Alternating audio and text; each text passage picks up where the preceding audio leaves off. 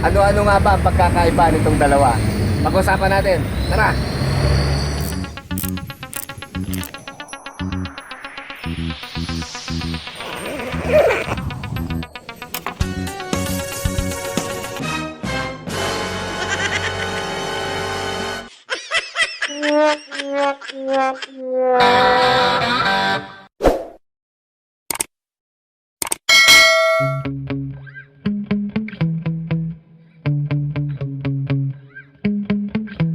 Yeah.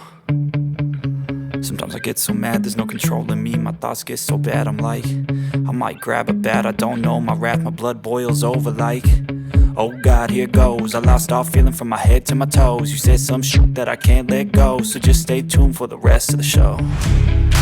So have you ever felt betrayed? Switches how you see things, realize something needs change.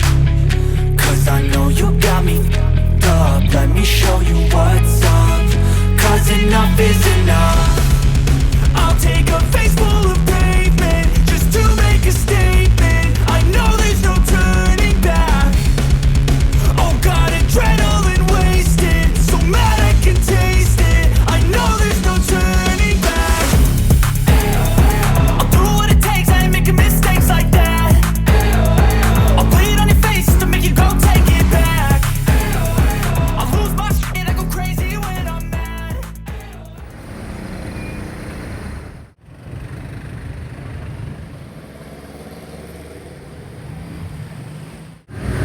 Isa ka rin ba sa nangihinayang sa paglabas ng version 4? Dahil kakukuha mo lang ng version 3? Alam nyo mga riders, nahirapan tayong maghanap ng version 3 ng Click kasi phase out na po siya talaga. Pero ito hong nandito sa Premyo, Santa Cruz, Laguna, dito po sa Sambat, may isa pa pong natira. Bali, pre-owned na po ito. Ang presyo niya po ay bumagsak na sa 61,470. Actually, meron na pong kumuha nito ngayon lang. Kaya naghahabol tayo. Sana umabot pa tayo ng pag-compare ha.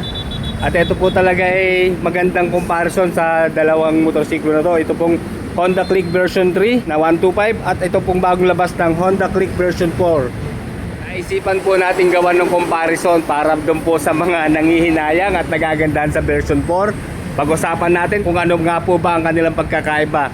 Pero alam niyo mga riders, sa engine specs wala naman pong pinagbago. Same lang din po. Dito lang sa forma at saka sa decals nagkaroon ng magbabago. Yung unang-unang palatandaan na mapapansin natin sa Click version 3, dito sa kanyang pinakailong, kita nyo, hindi siya masyadong pointed. May korte pa siya ng pabilog. At dito naman po sa Click version 4, talagang pointed siya, tusok na tusok. Oh. And then yung DRL nila magkaiba po. Dito po sa version 4, putol siya. V-shape po ang kanyang pwesto. Then dito po sa turning signals kasama yung parang letter Y na DRL. At dito naman po sa version 3, mahaba po yung kanyang DRL. Then may extra pa siya dito sa bandang taas. And then yung turning signals niya, ganun din naman yung pwesto mataas. Nga pala, 5 kulay po ang available dito sa version 3. Meron po yung red, black and white, gray and blue. At dito po sa version 4, 3 kulay po ang available. Black, white and then gray. Pero alam nyo mga riders, para sa akin yung version 1 po ang pinakamaganda kasi meron po yung idling stop kahit yung po ay standard type lang kasi dito po wala na pong idling stop. At isa pa po, may kickstart po ang version 1. Nagkaroon po tayo nun eh. So dito po sa version 3, pareho na po sila, walang kickstart. And then sa vehicles design, pareho naman silang maganda. Kung gusto nyo magpalit, maganda po i-customize itong si Honda Click. Magkaiba po sila ng vehicles design ha. Then asahan natin may mga bagong model na lalabas pa to. Mga ilang buwan pa may bagong kulay na ilalabas. Kasi dito nga po sa version 3 maraming kulay na available. And then yearly meron silang bagong model na inilalabas. And then sa taillight dito po sa version 4 malaki po ang naging improvement. Mas naging futuristic siya at sporty. Kita nyo naman yung design ng kanyang taillight, di ba? Against the light lang tayo. Ayan, klaro. At kitang kita full LED rin po yan. Ganun pa rin po sa turning signals, non-flexible pero LED na rin. So dito nga po sa version 3 na turning signals, ganun din po, non-flexible pero LED. Maganda rito lagyan natin ng brace or yung support na bakal. Then okay din naman ng taillight ng version 3. Malapad, importante po talaga LED na. Then same size po ng front tire. Meron po itong size na 90 by 80 by 14. And then tubeless na MVP Star po ang brand dito sa version 4.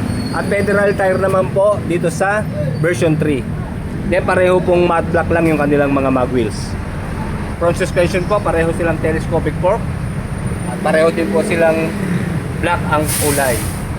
And then sa braking system po, single disc na meron pong single piston caliper. Then pareho pong may combi brake system. Ayan, ganun din po dito sa version 4, hindi naman nabago. Skip po yung shape ng rotor disc nila, same lang din po. Then sa rear tire, ganun pa rin po. Sa version 3, 100 by 80 by 14. At ganun din po dito sa version 4. Single-sided shock na non-adjustable. And then pareho pong naka-drum sa kanilang rear brake. Okay lang naman po ang drum brake. At naka-combi braking system naman po. At ang maganda ho rito, less maintenance. Kasi wala na tayong iintindihin na brake pad, brake fluid, and caliper, di ba? At saka rotor disc. So dito sa drum, sa experience ko taon nang bibilangin bago masira ang drum brake. And then sa instrument panel naman po, pareho lang naman po ng sukat at ng shape. Okay, meron pong dalawang button ng select and set dito sa version 4. Okay, ganun-ganun na rin po dito sa version 3. Select and set. At dito naman po sa mga switches and button, sa version 3 po, high beam, low beam sign, horn, turning signals, and then electric starter push button. Wala nga pong idling stop, pero po yung Smart Edition meron po. So dito po sa version 4 nga na standard type, electric starter push button, high beam, low beam sign, horn, and then turning signals. Sa ignition system naman po, ayan, manual key. At pareho po sila merong shutter key. Then katabi po yung button ng seat opener.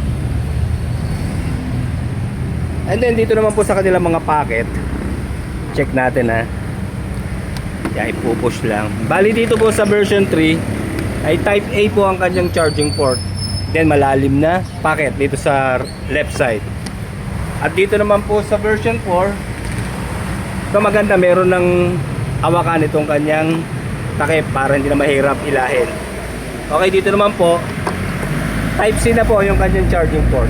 Then ganun din yung size po ng packet, malalim din naman. Kasya po ang mga cellphone.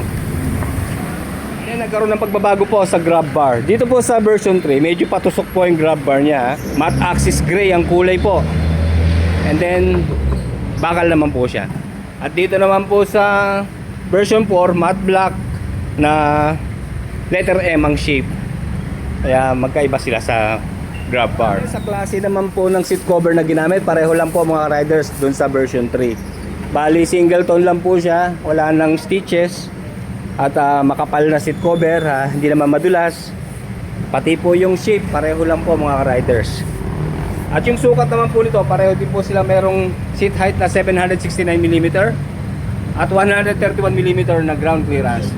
At mabigat po ng 1 kilo ang version 3 dahil tumitimbang po ito ng 112 kilos sa curb weight at 111 kilos naman po sa curb weight ang version 4. Sa under seat storage naman po, pareho lang. Meron ho silang 18 liters na capacity. So half face or quarter face lang po ang kasyang helmet dito. Hindi po pwede rito yung malalaking helmet na full face. Pareho din po silang 5.5 liters sa fuel tank capacity, 50.3 kilometers per 1 liter na fuel consumption, and then 110 kilometers per hour na top speed. And then sa floorboard, napansin ko pareho lang din po, wala naman binago. Nasa right side pa rin po yung lagayan ng battery. Then utility hook sa gitna nga pala. Ayan.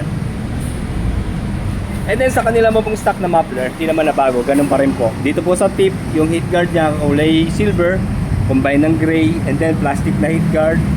Pareho pong 900 ml ang engine oil capacity. At yung pong kanilang coolant, dito pa rin po nakalagay sa ilalim ng upuan. Yan, natatakpan lang nitong tire hugger, ano po. Pero dito pa rin po ang pwesto ng coolant pag magre-refill tayo.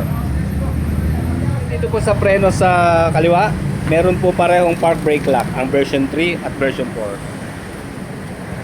4. 4-stroke, single cylinder, 2 valve, single overhead cam, liquid cooled, fuel injected, 125cc displacement, and then enhanced smart power sa engine. With a maximum power of 11 horsepower at 8,500 RPM and 10.8 Nm of torque at 5,000 RPM. Sa biglang tingin mga riders, parang mas malaki ang sukat itong si version 3, di ba? Pero pareho lang po sila ng dimension.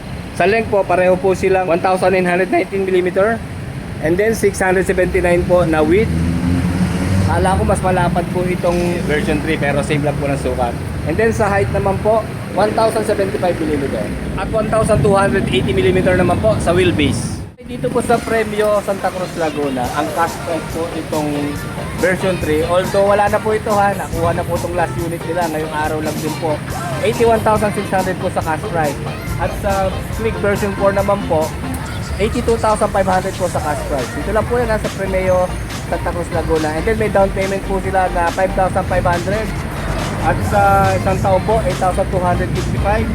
Sa dalawang taon naman po, 4,900. At sa tatlong taon naman po ay 3,780 monthly. At may rebate pa po sila na 200 pesos kapag update tayo magbayad. Sa mga karagdagang katanungan nyo po, visit nyo lang po yung kanilang Facebook account na Premio Santa Cruz Multi. Like, comment, and subscribe sa ating channel. Salamat po.